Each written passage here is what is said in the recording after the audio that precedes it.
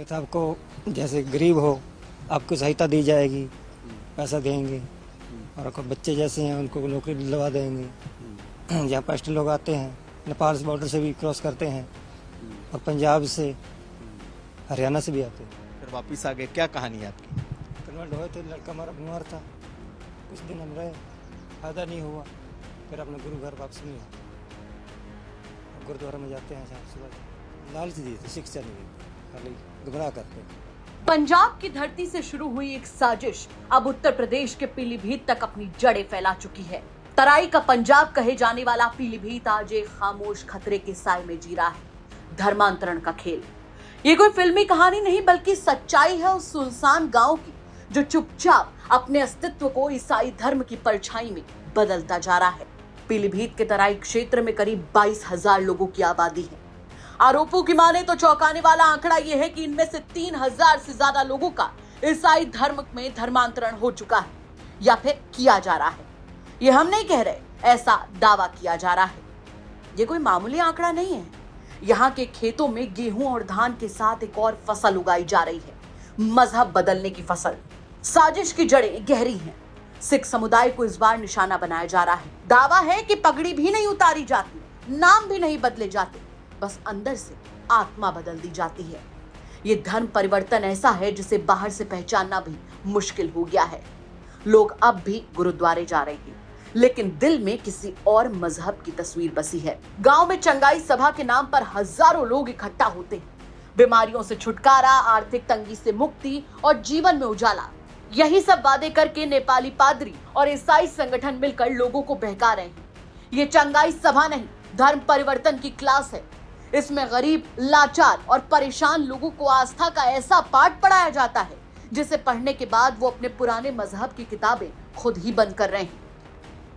ये सारा खेल पैसे और अंधविश्वास के बल पर खेला जा रहा है।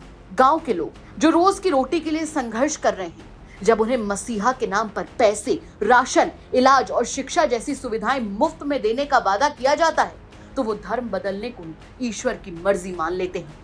कुछ लोग बताते हैं कि जबरन धर्मांतरण के मामले भी सामने आए हैं, जहां पर दबाव, धमकी और लालच एक साथ इस्तेमाल होते हैं।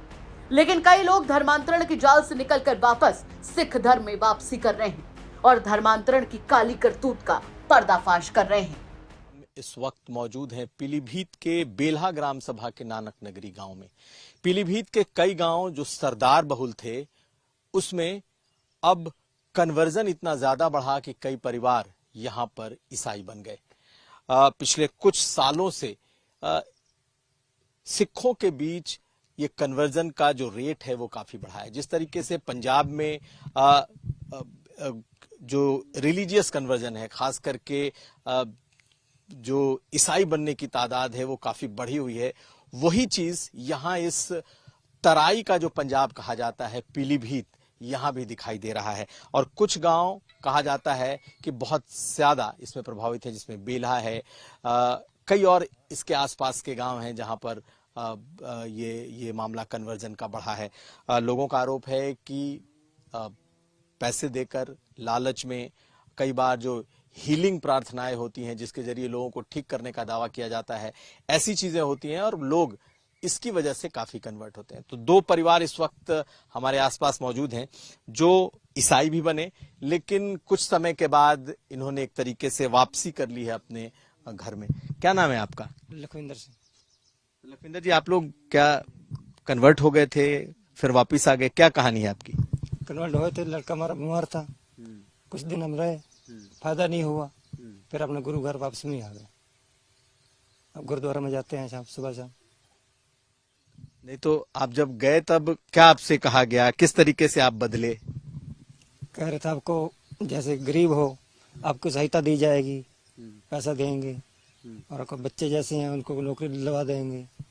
यहाँ पास्ट लोग आते हैं नेपाल से बॉर्डर से भी क्रॉस करते हैं और पंजाब से हरियाणा से भी आते हैं, प्रार्थना करते हैं यहाँ पे। तो आप लोगों को क्या सही में उनकी शिक्षा दीक्षा बताते हैं या लालच भी दी जाती है? लालच देते, शिक्षा नहीं देते हैं, खाली गुमराह करते हैं। खाली कितने समय तक आप रहे क्रिश्चियन? हम लगभग 1 साल रहे, इसके बाद हम वापसी आ गए गुरु घर में। बेटा बीमार था? बेटा मार चलता नहीं था, लेकिन बैठ नहीं पाता है, वैसे का वैसे ही है। तो कोई फायदा नहीं हुआ उसको? कोई फायदा नहीं हुआ, एक पैसे का नहीं फायदा हुआ। जब यूपी तक ने इस पूरे खेल का खुलासा किया तो प्रशासन का जवाब भी सामने आया। एसडीएम जांच की बात कह रहे हैं, लेकिन यह भी कह दिया कि अब तक ऐसा कुछ भी सामने ही नहीं आया। यानी सब कुछ हो रहा है, बस कागजों में नहीं दिख रहा। प्रशासन या तो आंखें मूंदे बैठा है या फिर इस गहरी साजिश के सामने बौना साबित हो रहा है। पीलीभीत को तराई का पंजाब भी कहा जाता है और पीलीभीत के ही कुछ गांव ऐसे हैं जहां सिखों की बड़ी आबादी में आरोप ये लगे कि यहां भी धर्मांतरण बहुत तेजी से फैला है। बकायदा आरोप ये है कि 3000 लोगों ने धर्मांतरण कर लिया है और इसमें नेपाल का बॉर्डर सटे होने की वजह से यहां धर्मांतरण बहुत तेजी से बढ़ा है। हमारे साथ अजीत प्रताप सिंह हैं जो कि पूरनपुर के एसडीएम हैं। आपके पास भी अजीत जी शिकायत आई होगी कि बहुत सारे सिख जो बहुल गांव है वहां धर्मांतरण हुआ है, बकायदा नामों की सूची है, क्या एग्जैक्ट सिचुएशन है? हमारे पास जब शिकायत आई थी तो हम लोगों ने शिकायत के आधार पर और स्वतः भी इन ग्रामों का सीओ पूरनपुर के साथ भ्रमण किया था। भ्रमण के दौरान हमने गांव वासियों से जाके बात की, जिन लोगों के नाम थे उन लोगों से भी बात की। तो उनका यही कहना था कि हम लोग सिख धर्म को ही मानते हैं और सिख धर्म की ही पूजा करते हैं। ये जो आरोप हमारे ऊपर लगाए जा रहे हैं जो निराधार हैं। और जो उनके घरों का भी कुछ था कि कुछ चीजें हैं, तो वो भी हम लोगों ने उनकी सहमत से उनके घरों को भी जा के देखा था। हम जब भ्रमण पे मैं और सीओ साहब लगातार जा रहे हैं, देखते रहते हैं, तो हमारे साथ एसएसबी की टीम भी थी, पुलिस की टीम भी थी और राजस्व की टीम भी थी। तो हम लोग सब जाके देखे तो ऐसी चीजें हम लोग को मौके पे कुछ ऐसा मिला नहीं। और जो जिन लोगों के नाम थे हम लोगों ने उनसे भी बात की तो उनका भी यही कहना था कि हम सिख धर्म को ही मानते हैं और हम अपनी पूजा भी गुरुद्वारे में जाके करते हैं और ये हमारे ऊपर जो आरोप लगाए जा रहे हैं निराधार है। हालांकि ग्राउंड पर जब हमारी टीम गई, हम गए तो वहां पे बहुत सारे लोगों ने कहा कि हाँ, प्रार्थना सभाओं में हम जाते थे। अब कुछ लोगों ने कहा कि उन्होंने घर वापसी कर ली है, अब वो नहीं जाते हैं। हीलिंग जैसी चीजें होती थी या प्रार्थना सभाओं में हम गए हैं। तो आपको इस तरह की कुछ जानकारी मिली कि इस तरह के कार्यक्रम होते थे? नहीं, इस लगभग पिछले 2-2.5 साल से जो भी चीजें ऐसी कोई सूचना हमारे पास आई नहीं। और लगभग 8-9 महीने से मैं भी वहाँ हूँ तो मेरे पास भी ऐसी कोई सूचना नहीं आई। और पूर्व में भी जो यहाँ एसडीएम रहे उनसे भी हमने बात की तो उन लोगों का भी यही कहना था कि ऐसी कोई चीजें हम लोग के संज्ञान में नहीं है। पीलीभीत से अभिषेक कुमार के साथ सौरभ पांडे की रिपोर्ट, यूपी तक।